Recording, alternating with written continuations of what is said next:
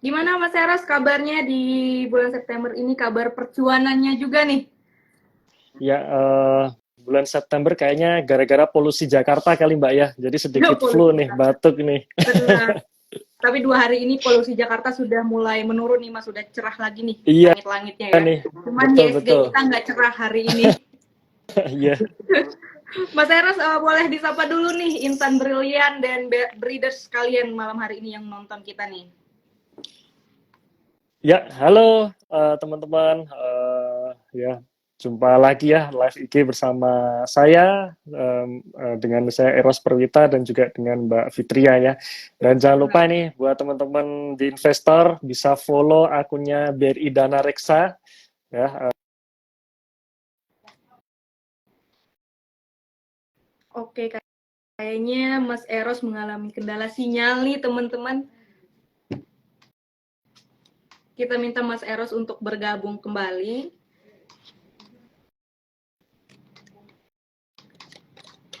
Mohon menunggu ya untuk breeders dan instant brilliant semua. Kayaknya dari investor juga mengalami sinyal malam hari ini. Kita tunggu kembali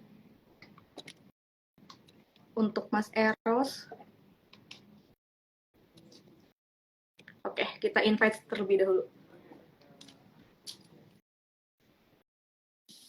Halo Mas Eros.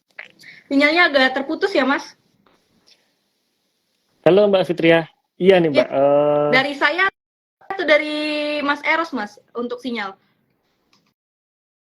Boleh nih teman-teman boleh Oke. di komen Kira-kira dari kalau mana nih? sekarang udah lancar belum Mbak ya? Udah lumayan lancar sih Mas, untuk suaranya udah cukup terdengar, cuman agak gambarnya agak blur, Masnya agak blur. Oke oke. Ya semoga lancar Mbak ini Ya Mbak. amin, amin Harusnya semoga lancar. sih. Ya. Ya Mas Eros, Oke. kita kayaknya Mas Hmm, Eros dulu, saya juga mau tanya, Mas Eros dulu pernah hmm. kerja di BRI ya sebagai Trades Finance Officer nih. Iya Kira-kira betul Mbak. pengalamannya bagaimana nih Mas di BRI? Ini di BRI cabang mana nih Mas kalau boleh tahu? Iya dulu 2011 itu ya. Itu saya di Kanwil Mbak, Kanwil Jogja dulu. Oh Jogja. Kemudian 2013 saya ke kantor pusat, Mbak. Kantor pusat ke divisi Trisuri ya, di sana di Global Market jadi money market dealer. Hmm. Itu tahun 2012, Itu 2011 ya maaf. 2013 betul, 2013 sampai akhirnya 2018. Ya akhirnya resign saya 2018 jadi apa namanya? Jadi pengusaha lah, Mbak ya. Oke, itu cukup cukup lama ya Mas dari 2011 ke 2018 akhirnya memilih Hmm, untuk jadi pengusaha atau influencer sekarang nih iya Mas Eros ya. betul, Mbak. Bisa disebut influencer. Kira-kira pengalaman sebagai influencer itu berapa tahun Mas awal mulanya?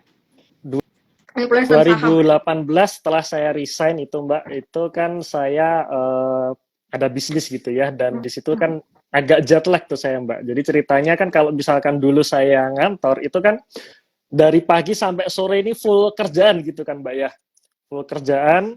Tahu-tahu resign nih kita bisnis buka toko gitu. Nah yang namanya buka toko ini kan kayaknya nggak kerja nih kita kerja kalau ada customer datang kan gitu. Jadi Betul. kalau nggak ada customer ya kayaknya nganggur nih. Nah karena jet lag seperti itu wah enaknya ngapain ya banyak waktu luang ini, akhirnya di situ saya bikin video dan kita upload di YouTube. Jadi pertama kali kita bikin video YouTube itu di tahun 2018 akhir, yaitu bersama adik saya itu Mbak ya. Jadi kita kebetulan dulu adik saya juga seorang YouTuber tadinya Mbak gitu. Oh, Jadi wah saya wow. ngikut itu adik saya, wah kayaknya enak juga nih jadi YouTuber gitu ya. Akhirnya Akhirnya terjun juga lah ya Mas. akhirnya terjun juga gitu, betul Mbak. Mm-mm. Oke, berarti aktif awal mulanya itu ke YouTube, baru Mas kenal pasar modalnya itu langsung ke YouTube atau ke Instagram dulu nih Mas? Atau langsung buka channel di Telegram? Iya, kalau influencernya ini pertama di YouTube sampai sekarang, kemudian Instagram ya, jadi baru Instagram itu 2019 kali ya. Jadi kita pakai di Investor ID itu 2019. Habis itu ya kita pakai semua tuh Mbak. TikTok kita juga punya.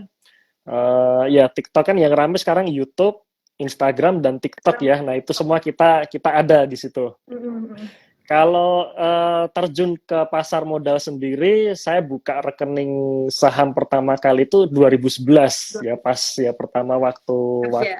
ngantor itu, waktu udah kerja itu saya sendiri udah buka rekening sekuritas waktu itu. Dan waktu itu masih mahal itu ya, 2011 tuh saya ingat tuh harus minimal 10 juta dulu. 10 juta akhirnya ya patungan gitu Mbak ya, patungan sama mantan pacar dulu ceritanya ini ya. Waduh, ini mantan pacar Ya, sangat-sangat berkesan ya. iya, ya benar-benar. Untungnya mantan pacarnya sekarang jadi istri Mbak, jadi nggak. Tidak menjaga jodoh orang.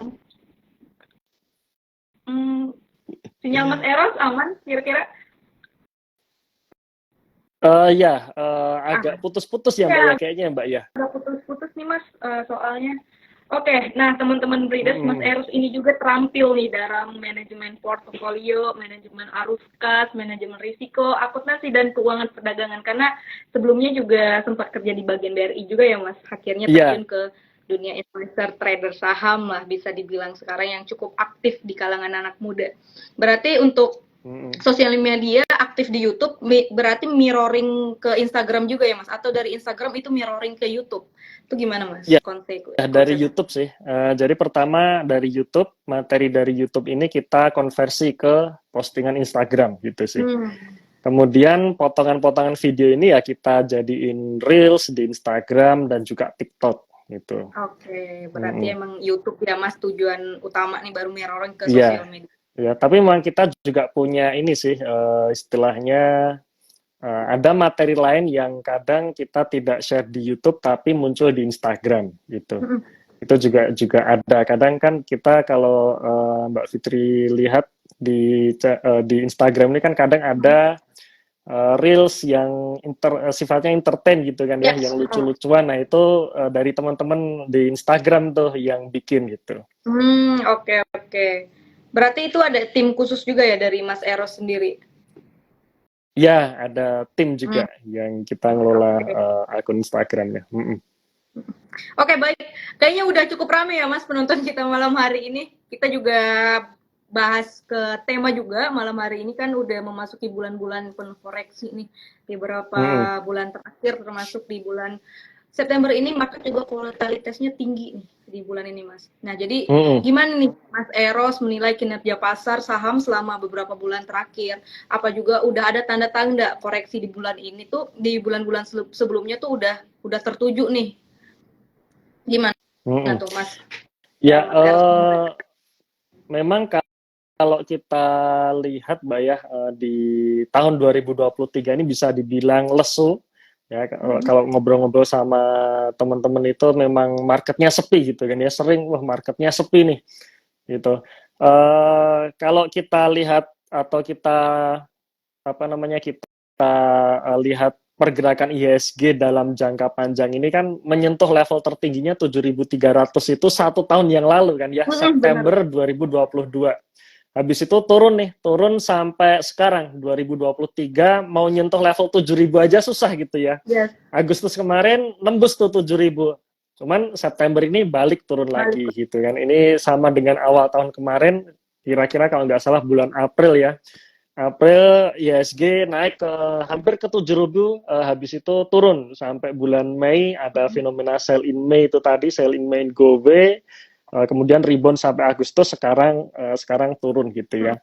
Nah sebenarnya apa sih yang kita perhatikan atau yang membuat market kita saat ini lesu? Ya pasti kalau kita bicara mengenai global market ya atau pasar keuangan secara keseluruhan, ya pastinya kita ngelihat suku bunga Amerika ya, Fed Fund Rate-nya, karena memang itu acuan para investor di seluruh dunia ya. Ibaratnya kalau kita bicara bandar, ini mbahnya bandar itu ya the Fed itu, betul. Jadi ketika the Fed naikin suku bunga ya sudah, asing keluar dari market kita dan sebagainya, membuat market lesu dan sebagainya seperti itu kan ya.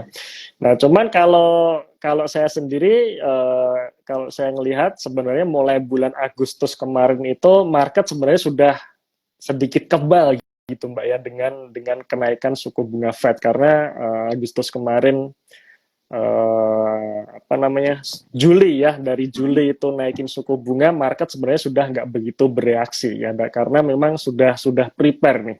Cuman sekarang konsentrasinya di China gitu. Oke. China sendiri lagi lesu ya, ada krisis properti yang itu membuat pertumbuhan ekonomi China juga lesu, dan kabar buruknya adalah China ini partner dagang terbesar kita gitu kan ya. Jadi mau nggak mau pasti akan mempengaruhi kinerja dari beberapa emiten kita yang tujuan ekspor ke China dan sebagainya. Dan itu yang sekarang ini menjadi isunya juga ya, isu utama di market yang membuat market ini apa namanya, masih lesu.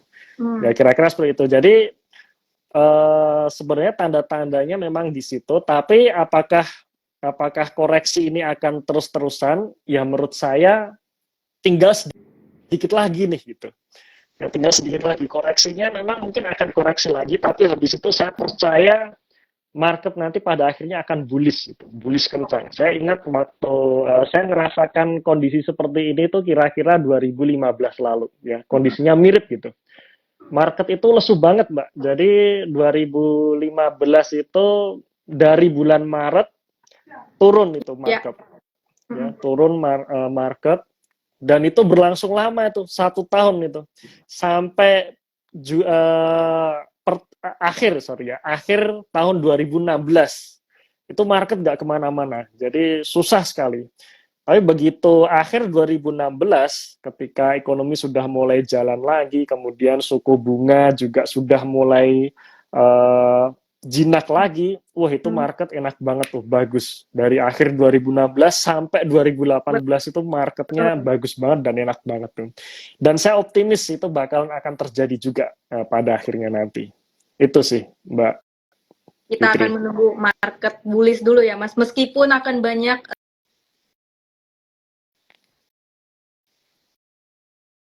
ini lagi gencar-gencarnya, kita juga berharap Mas dengan strategi yang sekarang ini yang tepat dan investasi yang bijak, kayaknya kinerja investasi kita juga dapat lebih membaik nih di tahun berikutnya ataupun di beberapa bulan menuju tahun politik. Tapi setelah tahun politik, saya ketahui pasti perekonomian Indonesia bakalan kembali membaik nih, atau bisa dikatakan bullish yang Mas Eros bilang. Ya, setuju Mbak Fitri.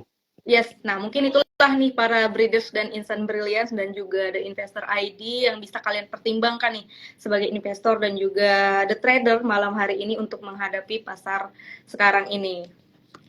Nah, kira-kira ada sektor nggak Mas atau saham tertentu yang Mas Eros rekomendasikan nih untuk dipertimbangkan selama musim koreksi ini nih kepada para investor dan juga trader di rumah? Iya.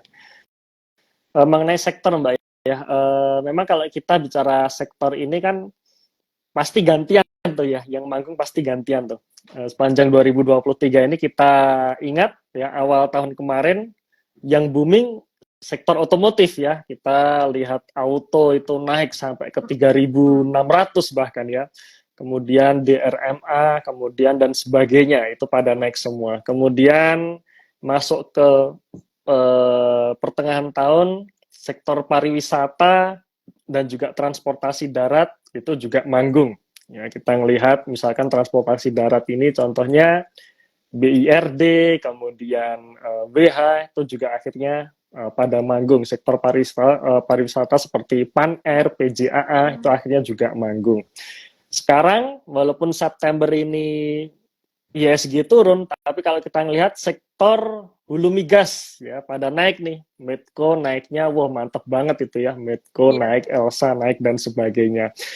Nah, pada akhirnya memang sektor-sektor ini akan bergantian naik. Nah, bagaimana kita memilih sektor yang baik untuk kita miliki saat ini? Nah, kalau saya sendiri karena saya memang tipenya ini ya sabar gitu Mbak, dalam artian saya pasti akan cari saham yang sektornya belum naik dulu.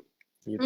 Contohnya kalau misalkan saat ini sektor hulu migas naik ya, salah satu saham yang menjadi watchlist kita dari komunitas di investor ini tadinya adalah Elsa, El Nusa. Elsa di awal tahun itu kita sudah kulik, kita sudah bahas tuh bahwa ini kinerjanya bagus loh, kinerjanya naik.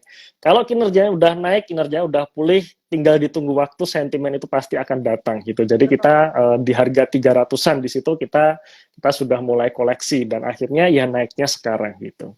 Nah, bagaimana dengan sekarang? Nah, kalau sekarang pastinya untuk istilahnya bagi kita yang istilahnya orientasinya untuk jangka panjang, yang menarik adalah ya yang kita beli yang sektornya sedang terkena sentimen negatif ya, sedang tertekan. Contohnya bulan September ini kita lihat saham-saham properti ya, properti ini semua pada turun tuh. BSDE turun, ya CTRA turun, PWON turun. Ya, ini tiga saham blue chipnya properti ini turun semua gitu. Nah, menurut saya ini menarik untuk dikoleksi. Jadi kita pilih yang kinerjanya naik dulu. Ya, dan rata-rata sebenarnya sektor properti ini kinerjanya sudah mulai pulih ya, sudah kembali pulih dibandingkan pandemi kemarin, bahkan dibandingkan tahun lalu. Nah, mumpung sekarang sentimennya sedang negatif, ya kita bisa istilahnya koleksi gitu. Ya dalam artian nggak apa-apa kita pegang, mungkin kita beli saham yang sedang tertekan mungkin untuk beberapa saat ya 2 bulan atau 3 bulan mungkin belum naik dulu, kalau menurut saya nggak apa-apa gitu. Yang penting kinerjanya naik dulu. Ya properti menurut saya salah satu sektor yang bagus untuk kita koleksi saat ini. Kami pun juga mengkoleksi saat ini gitu ya.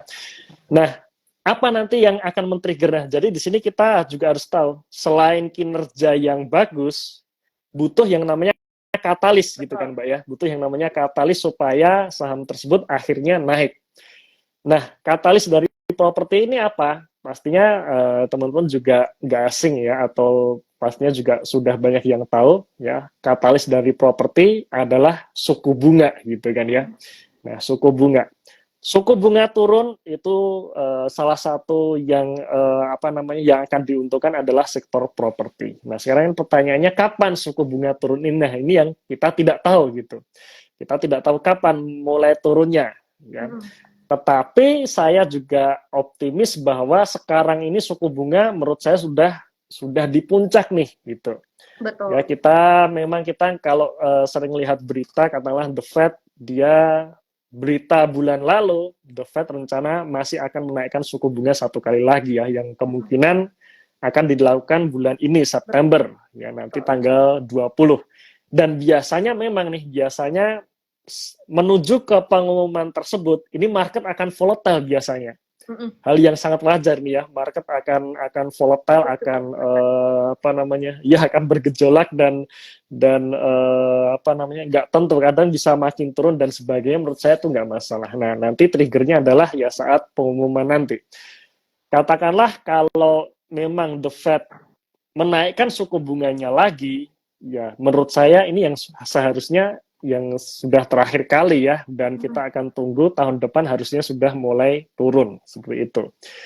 Apalagi nanti kalau The Fed dia memutuskan untuk tidak menaikkan suku bunga, itu udah bagus banget itu, kabar yang bagus banget gitu. Nah, jadi menurut saya ya saat market koreksi ini, bagi kita yang masih pegang cash ya bisa kita koleksi. Sektornya kami sendiri di investor kita lirik sih sektor-sektor properti ya untuk saat ini gitu.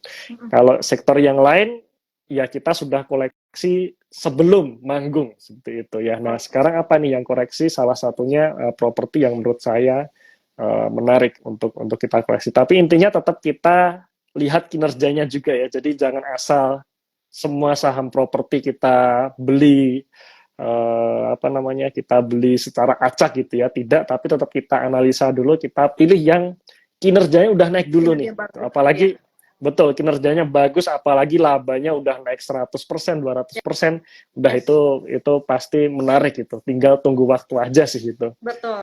Untuk akhirnya manggung ya. Kira-kira itu Mbak Fitri kalau dari saya gitu ya.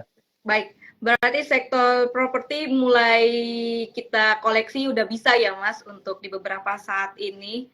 Yang penting kinerjanya baik dulu nih teman-teman breeders dan instant brilliant semua. Karena kalau kita baca juga perkiraan pasar itu menunjukkan peluang di 44,6% nih. Jadi ada peluang juga ya Mas Eros terkait sektor dan saham yang direkomendasikan malam hari ini. Tapi teman-teman balik lagi disclaimer on, Iya, jadi betul. jangan Disclaimer ya, Mbak ya. Jangan langsung asal beli percaya aja ya, nih tetap ya. tetap analisa dulu nih, nanti takutnya Betul. boncos nyalahin Mas Eros, kan nggak mungkin. Iya. Giliran cuan baru nih di tag ya Mas kitanya. Iya, betul, betul. Betul. Nah, kira-kira ada strategi spesifik nggak Mas yang digunakan untuk melindungi portfolio di tengah kondisi pasar saat ini yang cenderung koreksi nih dari Iya. Mas Eros? Kalau melindungi portfolio, bagi saya sih yang penting kita jangan salah pilih saham. Itu aja sih. Ya, sekitar 3 bulan lalu, ya 3 atau 4 bulan lalu di channel YouTube di Investor, saya pun share loh salah satu saham saya yang nyangkut cukup dalam, nyangkut 30% itu, Harum Energi itu saya share di YouTube ya, nyangkutnya 30%, kan lumayan tuh, lumayan dalam itu. Saya punya di 1.700-an gitu. Okay. Nah, akhirnya ketika saya share termasuk di Instagram juga ya, saya share di situ, saya melihat teman-teman pada komentar itu, kenapa komentarnya rata-rata negatif gitu, dalam artian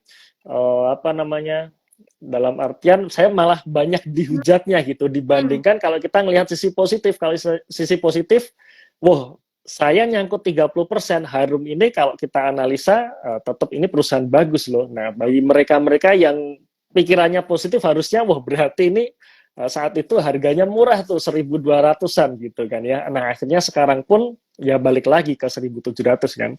Nah, dalam artian saya pun merasakan boncos juga ya, minus 30% di saham Harum Energi. Tetapi masih saya pertahankan. Kenapa? Karena memang perusahaannya bagus, kinerjanya bagus. Akhirnya harga saham itu akan kembali ke kinerjanya, kembali ke fundamental aslinya, di mana sekarang udah balik lagi ke 1.700. Nah, jadi di situ maksud saya adalah yang penting kita jangan salah pilih saham aja gitu. Kalau kita tidak salah pilih saham, ya kadang kita belinya agak ketinggian sih, seperti itu nggak masalah. Karena pada akhirnya nanti harga sahamnya juga akan balik lagi sepanjang memang kinerjanya bagus. Sekali lagi kinerjanya bagus gitu ya. Nah, jadi baik kita untuk melindungi portofolio yaitu tadi, jangan sampai salah pilih saham. Kemudian ada pertanyaan lagi nih. Kira-kira untuk masa-masa koreksi ini apakah bagusnya kita jual sebagian saham untuk ngumpulin cash dulu gitu kan ya. Kan kadang ada yang seperti itu. Ada yang menyarankan ya 20% atau 30%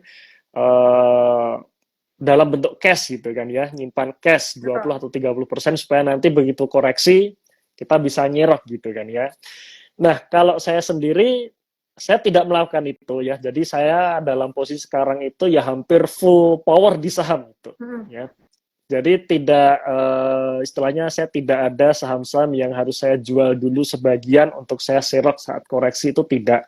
Karena bagi saya ketika saya sudah betul pilih saham ya sudah, saya cuma simpan aja nih. Jadi ketika saya sudah memilih saham yang bagus, kemudian secara valuasinya juga sudah murah, ya saya simpan saja gitu.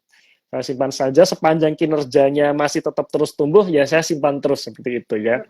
Nah, contohnya misalkan kalau kita bicara mengenai Harum Energi yang saya share 3-4 bulan lalu, sekarang ini sudah hijau, mumpung sekarang hijau saya jual, ya enggak gitu kan ya. Ya enggak, karena saya tahu story dari Harum Energi di mana seharusnya puncak kinerja nanti di tahun 2024 nanti, ya saya akan terus melanjutkan untuk saya hold gitu. Nah, jadi memang tergantung masing-masing saya sendiri. Saya tidak melakukan dalam artian itu tadi, mengumpulkan cash untuk kita serok, itu tidak, karena memang saya tidak melakukan timing market dalam artian saya tidak tahu nih koreksinya akan sampai seberapa sih gitu kan ya. Dan ternyata kalau saya lihat portofolio saya sendiri, market sekarang koreksi, saham-saham yang saya pegang malah justru kebanyakan naik gitu ya. Jadi memang kadang kebalikan gitu ya.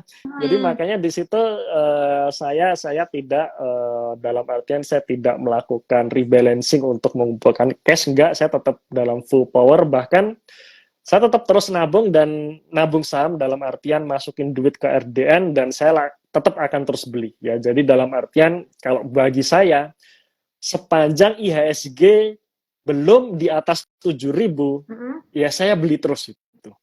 Ya, beli terus. Oke, Ya, tetap beli gas terus terus sampai ya akhirnya Mas.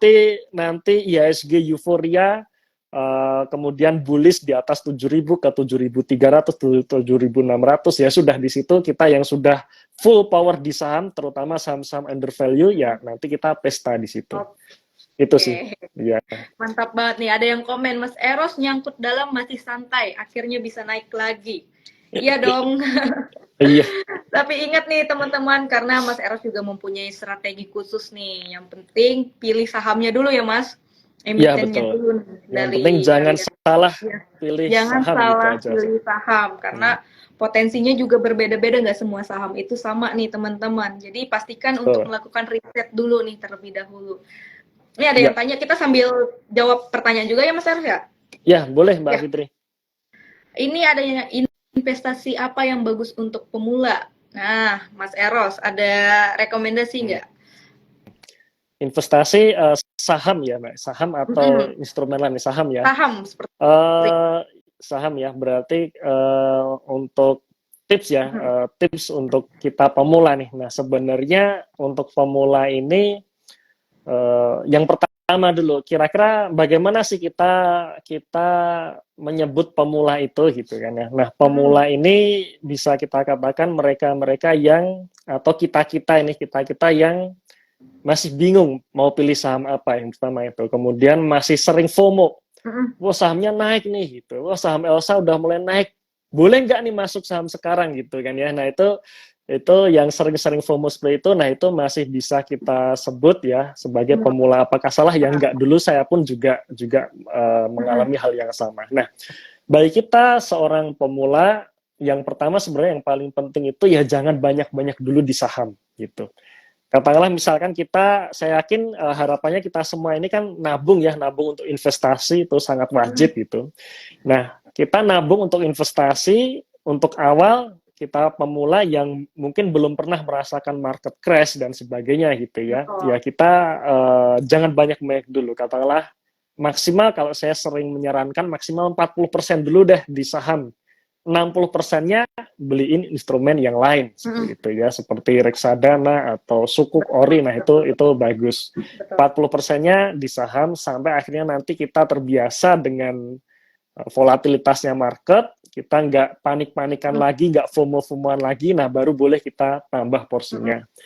Nah, itu saran untuk pemula. Kalau saya sendiri gimana? Saya sendiri 90% tabungan hidup saya sekarang udah di saham gitu ya. Jadi kenapa bisa sepede itu? Karena saya sudah merasakan 2 kali market crash 2015 dan 2020. Jadi saya tahu itu bahwa portofolio turun 50% itu pasti terjadi loh gitu. Sebagus apapun sahamnya.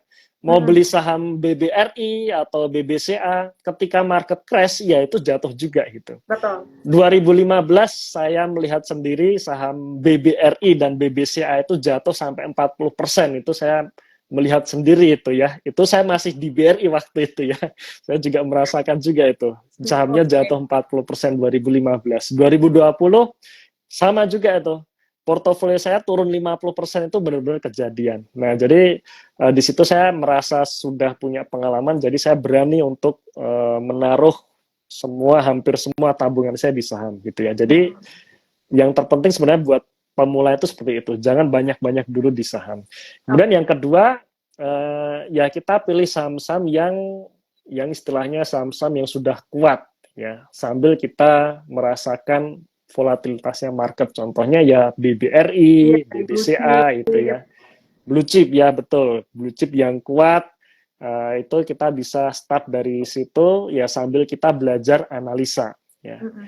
Kita belajar analisa itu sebenarnya teori untuk melakukan analisa itu bisa dipelajari dengan cepat sih bisa itu. Yang susah ini memang ketika reaksi kita terhadap market itu yang memang itu butuh jam terbang gitu ya. Ketika market crash atau koreksi biasanya kita panik ya. Semua teori atau semua analisa kita kalau sampai kita sudah panik ya sudah itu Mm-mm. sudah nggak ada gunanya lagi gitu kan. Nah Betul. itu sambil sambil kita belajar apa namanya merasakan volatilitasnya market itu seperti apa itu sih. Jadi memang untuk awal ya kita pilih saham-saham yang besar dulu ya, yang marketnya besar, blue chip ya, BBRI, BBCA itu oke. Terus sih. Oke. Kalau misalkan belajar analisa mungkin bisa start di saham-saham consumer goods gitu ya. Misalkan ICBP atau mungkin yang simple ULTJ gitu. SIDO itu menurut saya laporan keuangannya sangat sederhana, yaitu bisa kita pelajari untuk kita belajar analisa di situ itu oke sih. Oke, nah itu nih untuk investor pemula ya, akumulasiin anggaran dulu yang tadi sebesar 40% ya Mas Eros. Iya. Yes, Ya, dan intinya jangan banyak-banyak dulu gitu, Mbak jangan ya. banyak-banyak dulu deh, jangan FOMO. Jadi tetap nih hitung-hitungannya tetap harus kuat. Juga pilihan sahamnya pilihan saham blue chip nih untuk teman-teman yang pemula. Terus kalaupun pengen banget nabung itu bisa dulu di reksadana. Gitu. Ya. Betul. Nah, nih Mas Eros terkait bahas laporan keuangan di Consumer Good, ini ada yang nanya juga nih dari Valian Verdana. Mas Eros, misalkan lapor keuangan yang keluar kinerjanya turun, kita tetap hold atau tetap yakin akan kembali ke all time high-nya nggak? Terima kasih. Nih saya pin aja ya. Iya, oke. Nah, sebenarnya ini juga menarik, Mbak. Saya biasanya akan pilih saham-saham yang dia itu tipenya adalah kinerjanya turun, habis itu rebound, kinerjanya gitu ya, bukan harga sahamnya sih, tapi kinerjanya. Dan akan saya hitung ketika kinerjanya lebih baik dibandingkan kinerja historis saat harga sahamnya all time high, maka di situ ada potensi untuk harga sahamnya menembus all time high-nya. Nah, itu acuan saya di situ. Jadi saya akan melihat kinerja saat ini, saya bandingkan dengan kinerja masa lalu. Kemudian saya akan lihat ada potensi kenaikan berapa untuk harga saham saat ini dengan all time high-nya. Nah, kira-kira di situ. Nah, terus memang wajar setelah kita analisa, kita meyakini bahwa prospeknya bagus, kinerjanya akan naik. Nah, selanjutnya kan ketika kita sudah beli, ternyata tidak sesuai proyeksi nih gitu kan ya. Harapannya misalkan kita beli saham sekarang, harapannya adalah kinerja kuartal 3 nanti bagus, ternyata turun nih, justru malah turun gitu. Nah, kalau kinerja turun seperti itu, apa yang harus kita lakukan? Nah, kita cross check lagi, turunnya kira-kira penyebabnya apa nih gitu. Apakah penurunan ini sifatnya hanya temporary saja atau permanen? Kalau misalkan sifatnya temporary, biasanya dia nggak akan lama lagi, kinerjanya juga akan bisa bangkit lagi gitu ya. Artinya harga sahamnya biasanya nanti juga akan mengikuti. Nah, tapi kalau sifatnya permanen, dalam artian kemungkinan akan turun dan turun-turun terus, misalkan nih penurunan kinerjanya gara-gara hutangnya naik, kemudian produknya mulai nggak laku dan sebagainya, nah bisa jadi itu penurunan kinerja yang permanen, yaitu kita ya siap-siap keluar walaupun cut loss di situ. Nah, jadi memang harus kita cek lagi apakah permanen atau hanya temporary. Tapi memang tipsnya ketika kita memproyeksikan bahwa kinerja kuartal 3 ini harusnya naik tapi justru turun, untuk saya sendiri saya biasanya juga akan kurangi porsi gitu. Jadi walaupun tidak dijual semua, tapi paling enggak saya kurangi porsi gitu. Misalkan saya misalkan anggarkan atau saya sudah masuk 20% nih di saham A gitu. Karena saya yakin nih bahwa saham A ini kinerjanya bakalan bagus banget tahun ini. Ternyata kuartal 3 meleset. Ya, wajar ya, itu sangat wajar. Jadi proyeksi kita kenyataannya tidak sesuai dengan harapan kita, itu sangat-sangat wajar. Nah, di situ saya akan kurangi porsi dari 20% mungkin jadi sekitar ya 10% gitu. Ya.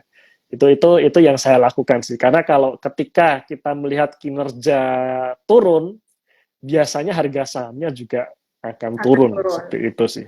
Ya. Oke, cukup menarik nih sharing-sharing malam hari ini ya Mas Eros. Dan udah rame banget malam hari ini, udah mencapai 140 viewers. Nggak disangka-sangka nih teman-teman. Ya, Thank you wah banget. thank you teman, wah Thank you semangatnya banget nih. udah Kalau partisipasinya nih. Udah. teman-teman semangat gini, kita juga ikut semangat itu Mbak ya. Iya nih, ada yang komen Mas Eros jadi motivasi kita. Harus dong motivasi nih, menjadikan motivasi untuk kita semua nih teman-teman. Tapi ingat ya, semuanya itu disclaimer. Oh, jadi investasi itu mengandung risiko, teman-teman. Jadi jangan riset dulu. Lakukan riset terlebih dahulu untuk melakukan investasi. Nah, Mas Eros, kayaknya banyak banget nih pertanyaan. Kita pilih-pilih dulu kali ya. Nah, ini menarik nih. Nah, dari Mas Agung, caranya menemukan saham yang berpotensi beggar gimana, Mas? Ya, oke. Ya memang pada akhirnya kan kita sebagai investor ya pengennya cuannya gede gitu kan, Gede ya, nggak banget. hanya cuan receh itu, cuman pengennya sih cuannya 100% gitu ya, nggak hanya 10% atau 5% gitu kan. Dan saya memang dari dulu saya selalu belajar gimana sih caranya supaya saham yang saya miliki itu naiknya 100% gitu. Dan akhirnya setelah saya menemukan sekali dapat, akhirnya bisa berkali-kali. Nah, di situ saya dapat tuh kesimpulan kapan saham itu akan meledak. Nah, saya menyimpulkan kalau saham itu bisa meledak atau akan meledak ketika dua hal bertemu. Yang pertama adalah kinerjanya naiknya signifikan. Gitu. Jadi kinerja dalam artian kinerja ini saya bilang laba bersih ya, laba yang sehat. Jadi labanya naik signifikan dan kenaikan laba ini disumbangkan dari omset yang naik ya. Jadi bukan gara-gara dia jualan aset atau mungkin sesuatu hal yang membuat tiba-tiba labanya naik tanpa omsetnya naik, bukan ya, tapi benar-benar labanya naiknya signifikan. Betul. Naik 100%, 200% itu menarik. Labanya naik 200% itu menarik. Ya, jadi di situ. Nah, tetapi untuk mendorong supaya harga sahamnya makin ke bulan gitu kan, to the moon gitu kan, orang-orang sering nyebutnya to the moon gitu kan ya. Nah, itu juga perlu dorongan katalis gitu, katalis atau sentimen positif gitu. Nah, jadi ketika lompatan kinerja bertemu dengan katalis positif, itu harga saham akan meledak gitu kan. Nah, sekarang yang kita alami adalah kita nggak tahu nih kapan sentimen itu akan datang. Yes. Kita nggak tahu kalau ternyata sentimen sektor hulu migas itu baru datang di bulan September ini, kita nggak tahu, gitu kan? Yes. Kita nggak tahu kalau sentimen otomotif baru datangnya di tahun 2023 ini, kita nggak tahu. Nah, maka yang bisa kita persiapkan adalah dari kinerjanya, gitu. Ya, jadi dari kinerjanya. Nah, itulah pentingnya kenapa kita perlu melakukan analisa secara analisa fundamental, kemudian kita proyeksi kinerja, ya. Jadi kita melakukan proyeksi.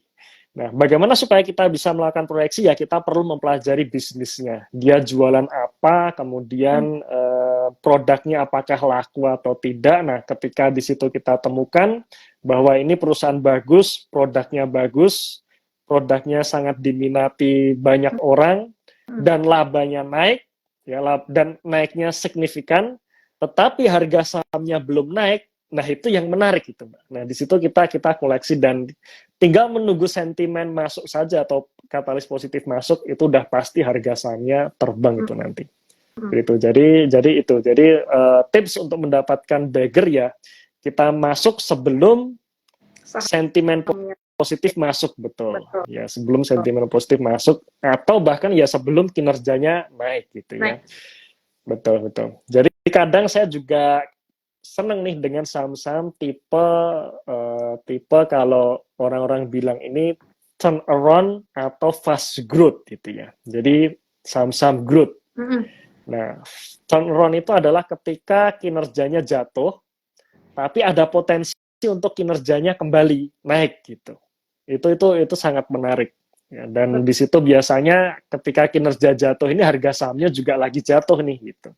Nah, tinggal kita analisa apakah kinerjanya bisa membaik atau tidak. Nah, disitulah tugas kita seorang investor untuk analisa. Nah, itu yang pertama. Atau kalau misalkan kita mau cari yang lebih aman lagi atau supaya kita tidak menunggu terlalu lama untuk naik, ya kita cari saham-saham yang kinerjanya sudah terkonfirmasi naik gitu. Ya, nah, biasanya kalau saham-saham yang kinerjanya sudah terkonfirmasi naik, ya memang harga sahamnya sih sudah nggak di bottom lagi biasanya. Tetapi paling tidak secara valuasi masih masuk akal, masih murah ya, katakanlah masih di harga wajar, ya itu nggak apa-apa kita beli, gitu, kita beli. Mungkin contoh ya, kita katakanlah ambilkan contoh mungkin di channel YouTube The Investor, kalau misalnya teman-teman udah mengikuti channel The Investor sejak lama itu. Teman-teman langsung aja ya ke YouTube. Iya. Sekarang dan juga jangan lupa subscribe nih. Betul, Wah, thank you nih Mbak, udah dipromosi ini. Ya. Kita tahun 2020 lalu kita bahas namanya saham batubara. Di situ kita sering bahas itu saham ITMG tahun 2020 lalu. Itu labanya jatuh 60%. Ya, harga sahamnya juga jatuh di level 8 ribuan. Kemudian akhirnya naik tahun 2021. Nah, tahun 2021 kita bahas lagi tuh saham-saham batubara ya. Saham-saham batubara seperti Adaro, PTBA, ITMG. Itu kita bahas itu. Sering kita bahas di tahun 2021. Kenapa? Karena memang kinerjanya naik nih. Dan kenaikannya udah sangat bagus. Tapi sentimennya masih negatif gitu. Nah, akhirnya apa yang terjadi? Ya terjadi pestanya baru di tahun 2022 kan seperti itu. Ya, jadi memang time frame-nya harus panjang nih. Memang tidak hanya sebulan 2 bulan ya, tapi memang perlu sampai beberapa tahun, 1 sampai 3 tahun kurang lebih seperti itu. Kalau sekarang apa nih gitu kan? Ya itu tadi, sekarang salah satu yang sektor yang sering kita bahas di channel YouTube ya, termasuk juga menjadi watchlist kita ya, salah satunya properti itu. Itu yang saat ini kita bahas yang menurut saya menarik, tapi memang mungkin boomingnya nggak sekarang gitu. Boomingnya nanti gitu. Tapi paling nggak kita cari yang kinerjanya udah naik duluan nih gitu. Itu sih. Lakukan riset fundamental dulu ya Mas, intinya. Paling penting banget tuh. Laporan keuangan perusahaan, termasuk laba bersih, pendapatan, pertumbuhan, laba tahun terakhir dari Mas Eros bilang di Maxen tuh yang sekarang sama yang masa lalu ya Mas. Pahami juga posisi pasar nih perusahaan gimana nih teman-teman. Jadi nggak usah ragu lagi kan. Kalau kalian masih ragu, kalian bisa konsultasi langsung sama Mas Eros nih. Jangan lupa follow The Investor ID malam hari ini kan. Kalau kalian masih ragu, jangan ragu lagi nih. Mulai malam hari ini kalian bisa dapat riset terbaru lah sesuai situasi pasar saat ini. Oke Mas Eros, pertanyaan terakhir nih Mas Eros dari saya. Ada langkah-langkah konkret nggak Mas yang dapat diambil oleh investor untuk mempersiapkan diri dalam menghadapi perubahan kondisi pasar di bulan September ini dan juga di bulan-bulan berikutnya nih Mas? Ya, tetap memang ini sebenarnya balik lagi ke sini, style kita ya, karena memang style masing-masing investor pastinya berbeda. Saya dengan Mbak Fitri bisa jadi berbeda nih. Saya dengan teman-teman penonton juga pastinya berbeda. Nah, kalau kita bicara cara analisa kan seringnya kita melihat apakah kita melakukan analisa itu secara top down atau bottom up kan gitu kan ya. Maksudnya apa? Maksudnya adalah kita melihat makronya dulu, makronya kondisinya seperti ini, kemudian baru ke mikronya, perusahaannya apa nih yang menarik kan gitu. Itu contoh top down ya. Tapi kalau bottom up ya kita lihat perusahaannya dulu gitu. Perusahaannya dulu, makronya nanti terakhir itu. Nah, kalau saya sendiri saya pilih yang kedua, yang dimana saya pilih perusahaannya dulu, sentimennya nanti gitu. Dalam artian ya saya akan lihat perusahaannya dulu, perusahaannya bagus atau tidak. Walaupun sekarang sentimennya masih negatif ya justru bagus. Itu yang itu yang saya pilih seperti itu. Ya jadi memang langkah-langkahnya disesuaikan dengan style masing-masing. Saya sendiri dalam investasi memang saya orientasinya jangka panjang, dalam artian saya tidak menggunakan analisa-analisa yang berhubungan dengan price action ya, seperti analisa teknikal ya, support resistance itu saya tidak pakai. Itulah kenapa saya sempat nyangkut 30% gitu ya. Ya karena ya memang saya hanya beli aja tuh, beli simpan gitu, selesai. Beli simpan. Ya, beli simpan itu memang kalau kita tidak pakai istilahnya analisa teknikal, ya kemungkinan nyangkut itu pasti akan ada, dan ya jangan khawatir sih kalau saya, sepanjang kita di bursa nyangkut itu pasti gitu ya, nyangkut itu pasti. Yang penting adalah kita tidak salah pilih sahamnya, itu aja. Ya, jadi ya karena itu tadi, karena saya orientasinya jangka panjang, saya tidak pakai analisa teknikal atau foreign flow ya, melihat asing masuk atau keluar itu saya tidak pakai ya. Bandar akumulasi distribusi itu saya cuekin gitu ya. Bandar distribusi ya nanti juga akan akumulasi lagi gitu kan. Kalau perusahaannya bagus kan gitu kan ya. Betul. Jadi kembali ke style masing-masing ya. Kalau saya sendiri fokus pada kinerja, karena dalam jangka panjang harga saham itu pada akhirnya akan mengikuti kinerja perusahaan. Itu sih mungkin Mbak Fitri. Baik.